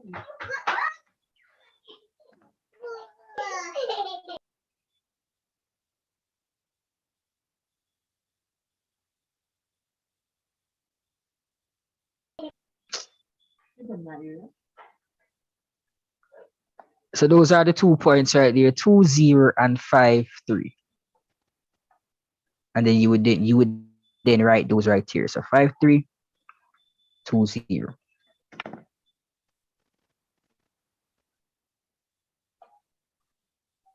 And again, people, if you come tonight feeling that we can stop and go through everything in fine detail, sorry people, but the last day before the exam, we just try to go through some stuff. It is basically just a run through of as much things as we possibly can. All right, people, you have to know how to do this, so let's go. Draw this for me. So on the paper, they say quadratic functions. All right, so on the paper, they say quadratic functions. So people, can you do this for me here now quickly? And again, that's why you need a graph paper, but can you do this for me here now quickly? So given that y is equal to x squared plus 2x minus 3, the first thing you're going to do, copy and complete the table below. And then the second thing you're going to do for me is to then, using the scale that they give to you, draw the graph quickly. All right, and that should not take you more than about 5 minutes. So in the exam, that if you know what you're doing, that should not take you more than about 5 minutes to complete the table. You then use the scale to draw the graph.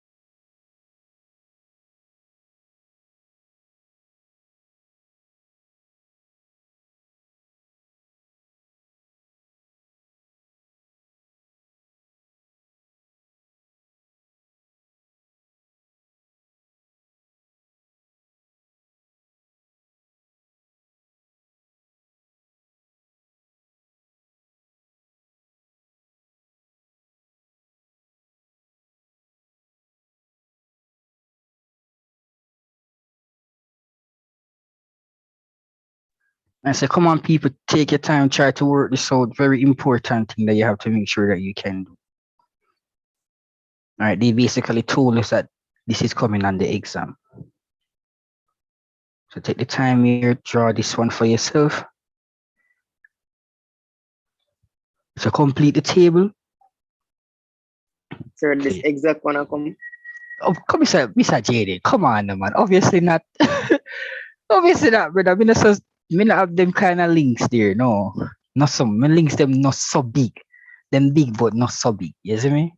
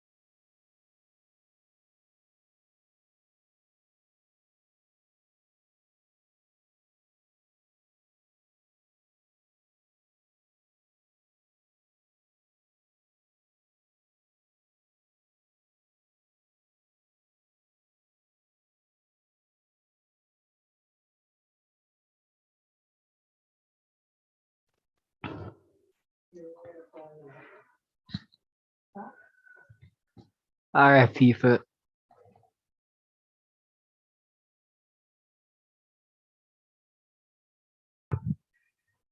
All right, so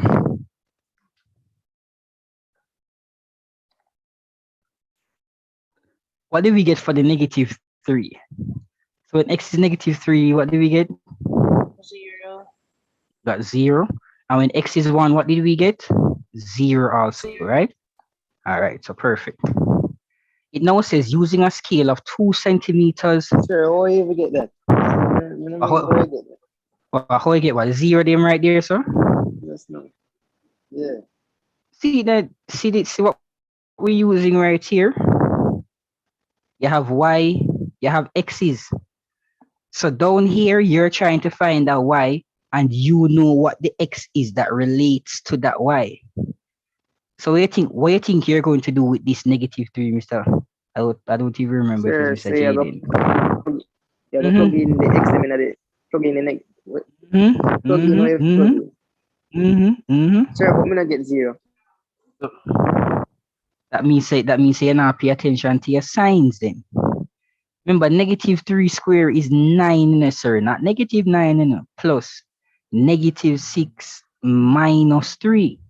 9 plus -6 is 3 minus 3 is 0.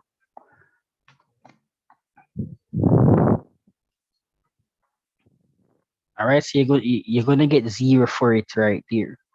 And then they say a scale of 2 centimeters to represent 1 unit. Let me just get something quick and fast right here. So 2 centimeters to represent 1 unit on the x, 1 centimeter to represent 1 on the y. That means on the x, you're going to skip 2 first, then you write 1. Right? So that's how you do it there. All right, but what numbers are we using from -4 to 2? Let me worry about these. So -4, -3, -2. Let's see, that's like right here, -1, 0, 1, and then 2. And then they say 1 centimeter to represent 1 on the y. And you look at where the numbers are. Oh. What's the chart on this one?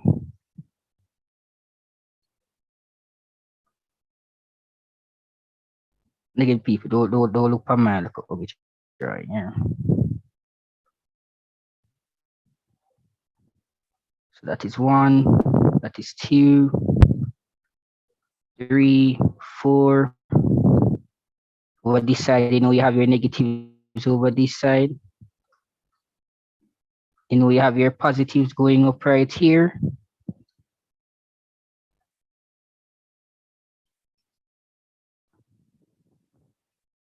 +5.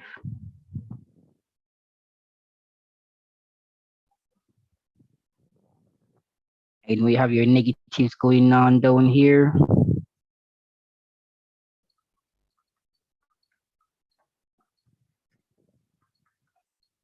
Alright, so for this one, you would draw the normal T like what you're used to.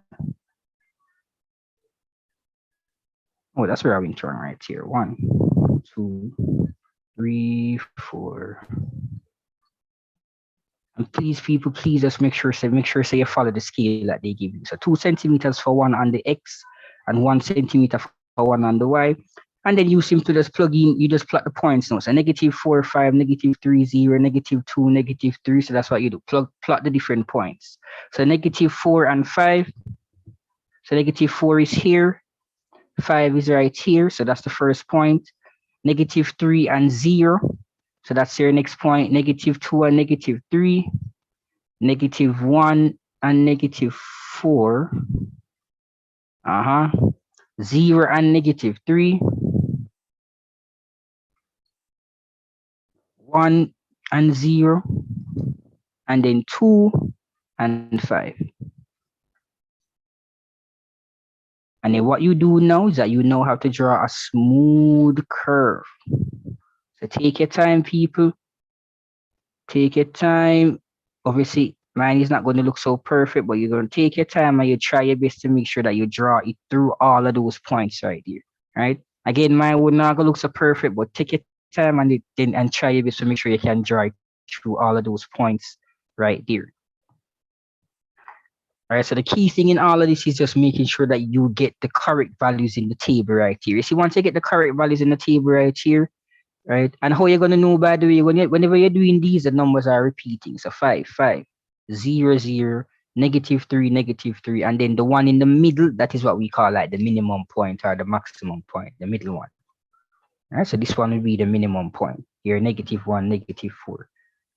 So follow the scale, draw your axes, plot the points, and then you just smooth out the curve right there.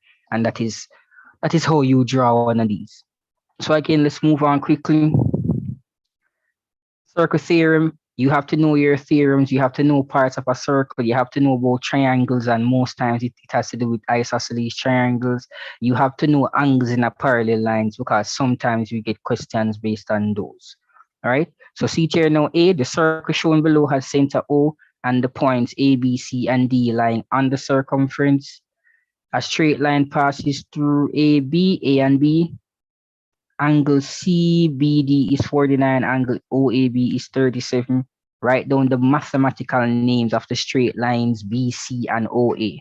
Can somebody tell me that? What is the name? And it says, when you say mathematical name, it means when you're looking at this diagram, which is a circle. OA radius. OA is a radius and BC is a? And BC is a chord. And BC is a chord. All right. And so CXC can ask you anything at all. You can ask you all them look a simple question here too as well. So BC is a chord, OA is a radius. And that's the reason I said that you start by knowing, say you have to, you can't answer them question unless you know parts of a circle. So you have to know those.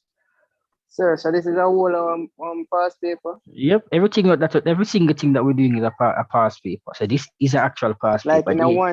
Like one past paper? No, man, no. Everything right here is taken from different papers. Oh. Different papers, man. You know, get from one past paper, them not gonna give this for draw, and the question before it, them give. So the question before it, they gave you this, right? On the same paper, you're not gonna then get this. You know, I didn't get this for draw, right? So I just took some different past papers and put them together. All right, so that's that one right there. Next, so now. we're gonna get this document though. Yeah, man, I get this document, man. Yeah, man. Right. So I think, something the bottom part of the question I'm missing. Because there's supposed to be something that says find the value of X and find the value of Y. That's what the next thing says. It then says find X and Y, showing working. All right, so showing working. All right. Sir, why are gonna be 37 though? Why are gonna be 37? Why is it so? Sir, because it depends on the same chord. You sure it depends on the same chord? Segment. The same segment. And sir, this is have the Z something. The Z something. But they never tell us nothing. But they never tell us anything parallel. Yeah, so you can't use the Z something unless something parallel. Oh. So you can't just assume right there, right? So look at Y again. Look at X. So we can assume. 2. Sorry, X is what? 102. 102. Yeah. How you get 102 there? Because angles in a triangle add up to 180.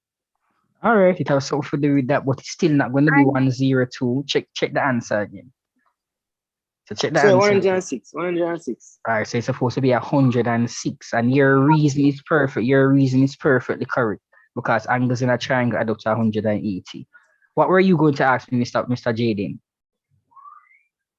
No, I said like on the other side, that's no, same thing there, just. All right. So there are two things here. They give you they ask you for the X, they ask you for the Y. So when we look at where the X is, right, and most of these questions are going to have something based on a triangle. So look at where the X is. I see that X is within this triangle right here, inside of this triangle. So what do I know about this triangle? You should realize that you see this line is a radius. So OA is a radius. OB is also a radius. What do you know about radii of a circle? Right? So OA and OB are radii. What does that then therefore mean? They are what? So therefore they are what? Equal. Therefore they are equal. All right. So therefore OA and OB are equal. And then if they are equal, now you know. So if they are equal, this equal that. If that equal that, what can you tell me about the triangle OAB? What type? What can you do? What type? All right. And if you look up here, you see, say you have to know about triangles and isosceles in brackets because most time it has something to do with the isosceles triangle. All right. So they are equal and OAB is isosceles. All right. If OAB is isosceles, what else can you now tell me? The angles are the same. Which angles are the same? The base angles, which means that this is 37 as well. Yes, And then only isosceles triangle C6 about. No. I just said that when you're doing circuit theorem, most of the time, Angle are the same. Yeah, the angles are the same. Most of the time when you're doing circuit theorem, you're going to end up getting isosceles triangles working with. So for X right Sir, here, no, yes. so you can go back a little bit because Hold on, Because what? 190-degree angle na dito so. Hold on, bridge, we're gonna reach over there. So yet we're looking at X. Okay. I am But you talking could about X, and X now have nothing to do with the 90-degree angle. So when I need to talk about the 90-degree angle for X. So focusing on X, it's another triangle here. This is a radius. This is a radius. That means these two are equal. That means this is an isosceles triangle. So I mean, if you kill up myself, how many if you just use the angles in a triangle? Use the angles in a triangle and you get your answer right here. So 106. All Sure, right. so why a 37 then? Why a 37? Let us look at it. All right. So again, now when you're doing this, as it says, this says up here, you just have to know your theorems. Them. If you know your theorems, then you're going to know this. See, firstly, whenever they give you a circle theorem, most times O represents the center. So you see them give you a little point, right? So then give you O, them tell you say O is the center. What does that then mean about the line BD? Since BD go through the center, BD is a what type of line? BD is a what type of line?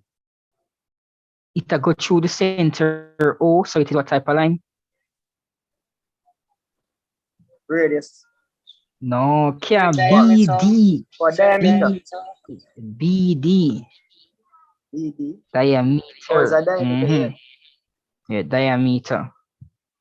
All right. So what type of line? It's a diameter. And what you know about a diameter? The diameter do what? Cut the circle into two. And what is a half of a circle called? Semicircle.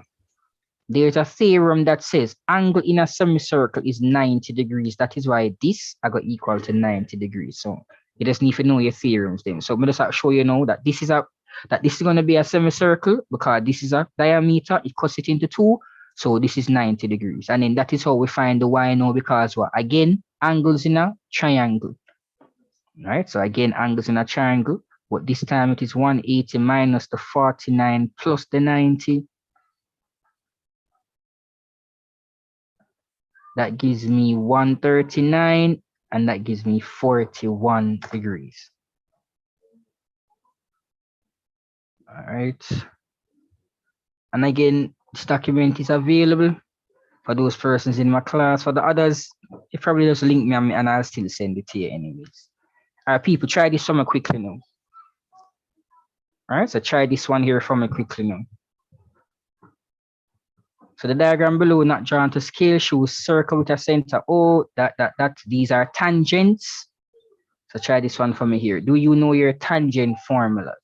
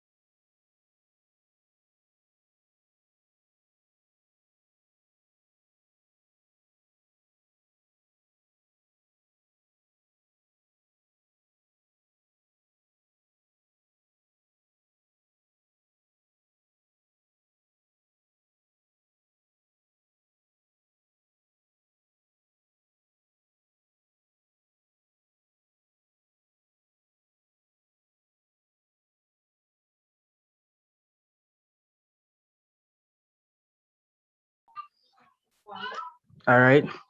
So this now says OAE, OAE, OAE is this right here.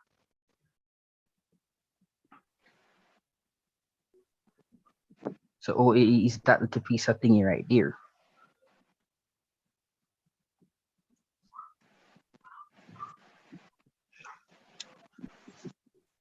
Can anybody tell me what did you get for your answer for that?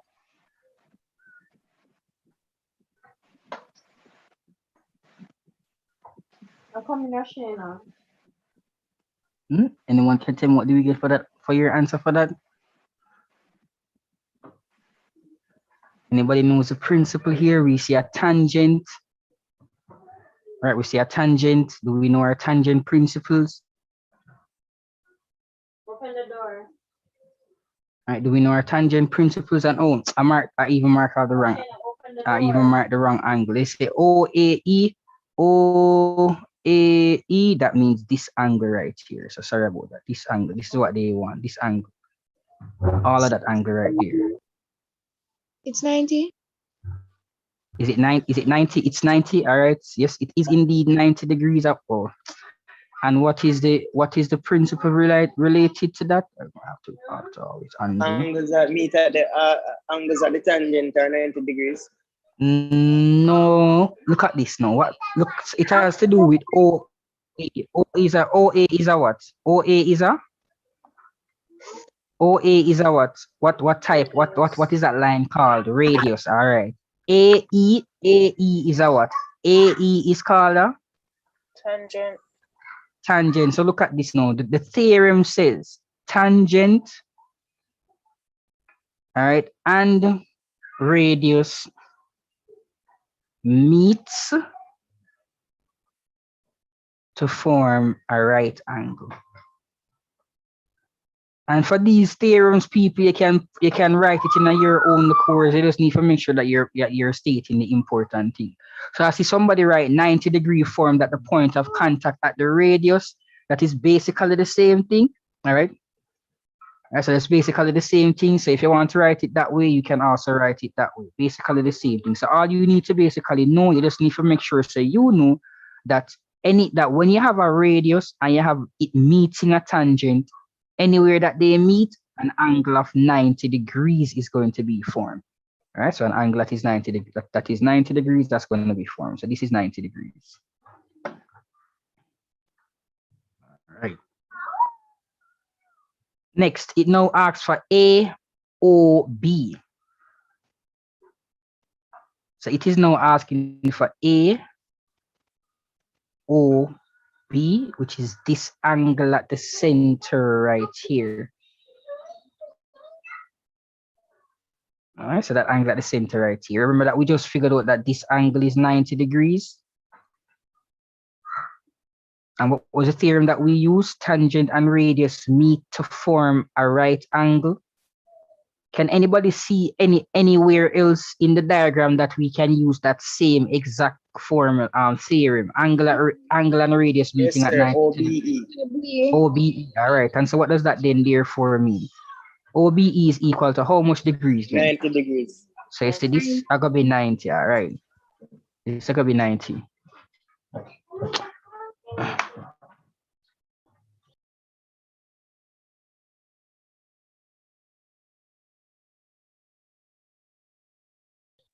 So okay then, OBE is going to be 90 degrees. All right. Can anybody tell me now? What is OAEB? OAEB is a OAEB is a what? And I don't want the actual shape. What family of shapes does it fall under? Hey, brother, how you really just say a while ago about you? Come on, man. Look for this properly, the man. ODB. No. Quadrilateral. OAEB. OAEB. Right, so that's a quadrilateral. What do you know about a quadrilateral? In every single quadrilateral, the angles add up to 360 degrees. So how can we find AOB, which is this angle right here? I know that this is Sir, all of 48. the angle them are All minus right. 48. So we're All gonna right. add all the angles and then minus. All right. So this 48, this 90, and this 90, and then you take it from 360. So people, tell me the answer for that then, man. You can tell me that now then. Sir, 132. 132, is that what we're all getting now when we add and subtract from 360? Yes, sir. 132. Give it to Auntie. 132. All right, so add these two together. That is 180 plus 48 is Sir, say 228. 180 minus 48. 180 minus, no, you can't put it that way because where the principle they come from. That's the whole point right now. You have to use the theorem. No, still get the same answer. No, man, no, you still get the same answer, but you can't work it out that way. There. You have to work it out based on the fact that this is a quadrilateral. So all four of these are going to be 360. So I'm going to add this, then take it from 360. Right, so even though the answer might be right, you have to make sure say yeah, use the correct principles them, right? That way they know them can't, them not have no excuse at all to take the mark off of your paper. All right, next. They now say A, C, B, and if you know your theorems, you're supposed to automatically know the answer for that, or at least know how to work that out. So A, C, B means this angle right here. Who can tell me the answer for that? 48. 48. All right. Anybody else? So she says 48. Yes, sir. All right. So we all think it is 48. Sir, for ACB, 66, sir. Is that 132? Because the angle at the center is 2 times Sir, the angle at the circumference. All right. Somebody says 66, and then they might give me some nice little pretty formula here. Pretty theorem. So let me state what the theorem says. It says, and the theorem does says that angle at center equal 2 times angle at circumference. Based on this formula, now, let us pick out something here now, right? So what is the angle at the center? So the center here, what's the size of that angle right here? 132. All right, so let's write that down. That's 132, right? All right. Where am I? 132. That's equal to, they say 2 times the angle at the center. So 2 times, what is the angle at the center, at the circumference? Sorry, let's go to the circumference. It is the angle C, which is the angle that they're asking us for, which is the ACB. So ACB, that is what they're talking about. So that means that it is equal to 2 times the angle at the circumference, which is ACB. So based on this formula, how do I find ACB? By dividing both sides. So ACB equals 66 degrees. And what is your theorem there? Angle at center equals twice the angle at the circumference, subtended by the same arc or chord. All right, subtended by the same arc or chord. And then one more right here now, it says ADB. ADB. And again, people, if you don't know the theorems, then you can look on it and tell what the answer is.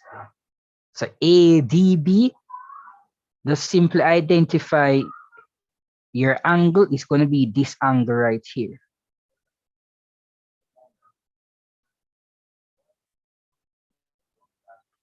I think somebody is somebody saying 138 that answer. What somebody says 138. Somebody says what 113. So I see somebody saying 114. Sir, 114. 114. All right.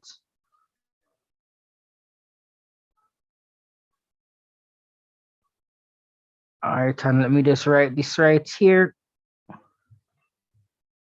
So when we talk about a cyclic quadrilateral, all points are on the circumference. You see, for you to answer this question, you have to know that theorem there. All right, and so look at A, D, B, C. First and foremost, how many points, how many lines? 1, 2, 3. So it have 4 sides. That means it's a quadrilateral. But what do we also notice? A is on the circumference, D is on the circumference, B is on the circumference, and C is on the circumference. That is why it is called a cyclic quadrilateral. And in a cyclic quadrilateral, somebody just wrote it in the chat. Well done. Opposite angles in a cyclic quadrilateral are always supplementary. And I see you, Mr. Owens, all right? Thank you for being here. So opposite angles in a cyclic quadrilateral are always supplementary, which means them add up to 180. What do I mean by opposite angles? That means, so you see, if you have one right here, so the one that is directly across from it, when you add both of them, you're going to get 180. All right. If you have this one here, so the angle at A directly across from B, if I was to add both of them, I would get exactly 180. So that's what they mean. That's what that principle says. That's what the theorem says. That's the theorem that we're using for this one. And so based on that, all right, so based on that, we figured out that this was 66 degrees. This is opposite to this one right here. Cyclic quadrilateral, they are supplementary. So if I want to get ADB, I take the 66 from the 114. 114. The 66 from the 180, sorry, I get 114. All right, so I get 114.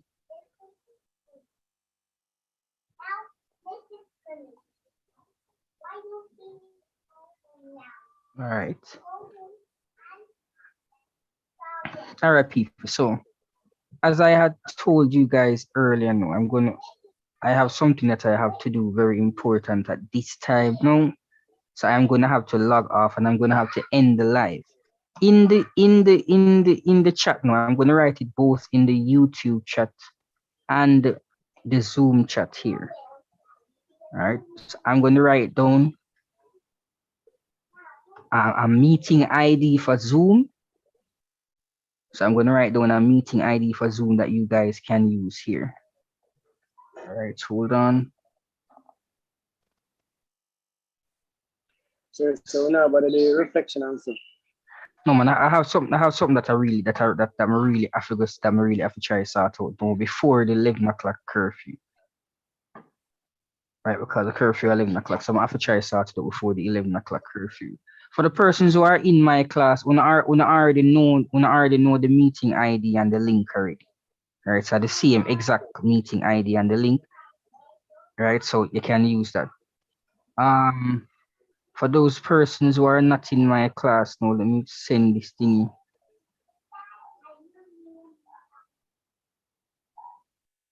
All right, so here it is. So you're just gonna have to write in this meeting ID and the password to enter. So the meeting ID 524-209-0352. The password for that would be 6241. All right, so the password for that would be 6241. So again, the meeting ID